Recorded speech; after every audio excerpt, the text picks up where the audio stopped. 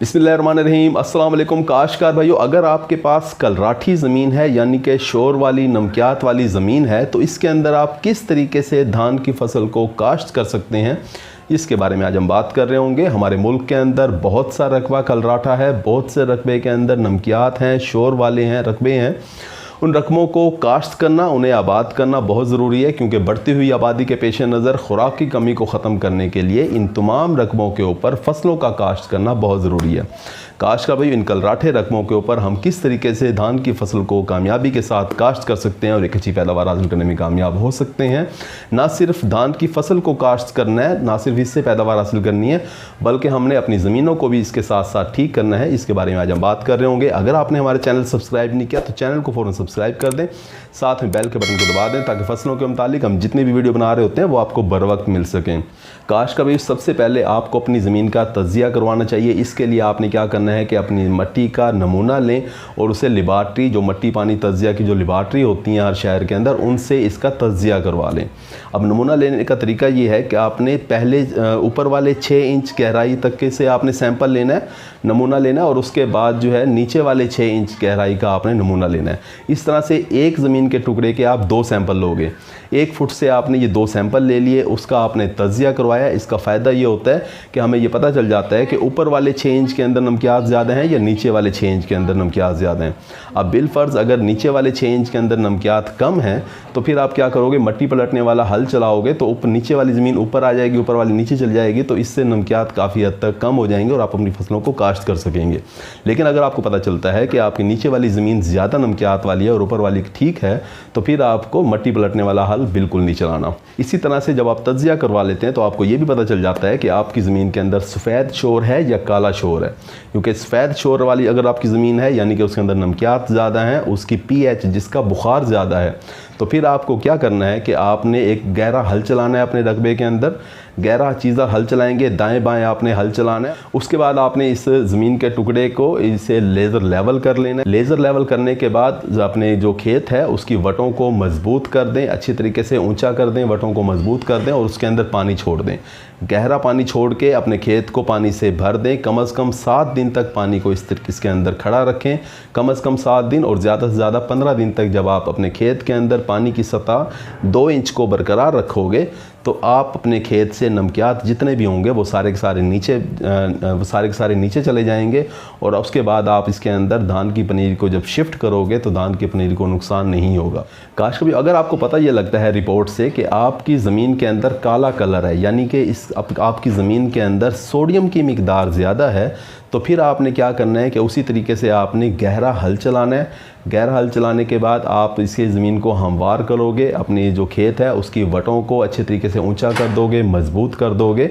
हमवार करने के बाद आपने इसके अंदर कम से कम 30 बोरी जिप्सम के जो थैले होते हैं वो आपने इसके अंदर बखेर देने हैं पूरे खेत के अंदर। उसके बाद आप कल्टीवेटर की मदद से इस जिप्सम को, आप कल्टीवेटर या रूटावेटर की मदद से आप इस जिप्सम को मट्टी के साथ मिक्स कर दोगे और इस खेत को पानी से भर दोगे।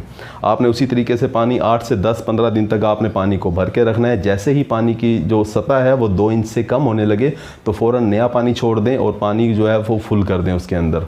तो इस तरीके से जब 10 से 12 दिन तक आप अपने खेत को पानी से भर के रखोगे तो आपके खेत के अंदर जो सोडियम थी ज़्यादा मिकदार में वो सारी की सारी नीचे चली जाएगी। और उसके बाद जब आप धान की पनीरी को शिफ्ट करोगे तो आपकी धान की पनीरी की नशोनुमा भी अच्छी होगी और वो नमकियात से, सोडियम से मुतासर भी नहीं होगी। काश्त का भाइयों अगर वैरायटी की बात की जाए कि कलराठी ज़मीनों के अंदर कौन सी धान की वैरायटी आपको काश्त करनी चाहिए, तो आपको शाहीन बासमती काश्त करनी चाहिए। इसके अलावा नयाब बासमती 2013 वैरायटी काश्त करनी चाहिए। इसके अलावा KS 282 वैरायटी काश्त करें, KS के 133 वैरायटी काश्त करें, या PK 386 वैरायटी काश्त करें, या फिर इर्री नयाब जो है 9 वैरायटी 9 जो है वो काश्त करें। काश्त भाई इन वैरायटी के अंदर नमकियात को बर्दाश्त करने की कुव्वत मुदाफ़त पाई जाती है। काश्त भाई जो आपने पनीरी काश्त करनी है वो आपने कलराठे रकबे के ऊपर काश्त नहीं करनी, बल्कि उसे अच्छे मेरा रकबे के ऊपर धान की पनीरी को काश्त करें। और उसके बाद जब शिफ्टिंग का मरला आए तो पनीरी की जो उम्र है वो 35-40 दिन दिन से कम नहीं होनी चाहिए। यानी कि तगड़ी मजबूत पनीरी 35, 40, 45 दिन की जो पनीरी है आपकी, वो अपने कलराठे रकबे के अंदर शिफ्ट करें, क्योंकि अगर आप कमज़ोर या कम उम्र की पनीरी को शिफ्ट करोगे तो वो नमकियात के असर को बर्दाश्त नहीं कर सकेगी और मर भी सकती है। काश भाई जो सफ़ेद शोर वाली रकबे होते हैं उनके अंदर हमारी धान की पनीरी शुरू के 10 दिन के अंदर मुतासर होती है। यानी कि जब आपने पनीरी को शिफ्ट किया है तो पहले 10 दिन जो है वो पनीरी के लिए, वो हमारे पौधों के लिए बहुत ख़तरनाक होते हैं। तो आपने क्या करना है कि 8-10 दिन के बाद आप इस खेत से सारा पानी तब्दील कर दें, जो नमकियात वाला पानी है वो एक तरफ निकाल दें और उसके अंदर नया पानी डाल दें। तो इस तरीके से सफ़ेद शोर वाली जो ज़मीनें होंगी उनके अंदर आप अपनी धान की फसल को नमकियात से बचा लोगे। इसी तरह से जो आपके काले शोर वाली ज़मीनें हैं जिनके अंदर सोडियम ज़्यादा है, उनके अंदर जो है हमारी जो धान की पनीरी है या धान के पौधे जो हैं वो शुरू के 20 दिन के अंदर मुतासर होते हैं। तो उसके अंदर आपने क्या करना है कि गंधक का तेज़ाब इस्तेमाल करना है। कम से कम 8 से 10 लीटर गंधक का तेज़ाब जो है वो पानी के साथ फ्लड करें, तो आप जो सोडियम के जो मसाइल हैं, सोडियम जो नशोनुमा को मुतासर करता है, उन मसाइल को आप ज़ाइल करने के अंदर कामयाब हो जाएंगे। काश भाई आपने देखा होगा इस वीडियो में कि किसी भी जगह मैंने धान को कद्दू के ज़रिए काश्त करवाने की कोई सिफारिश नहीं की।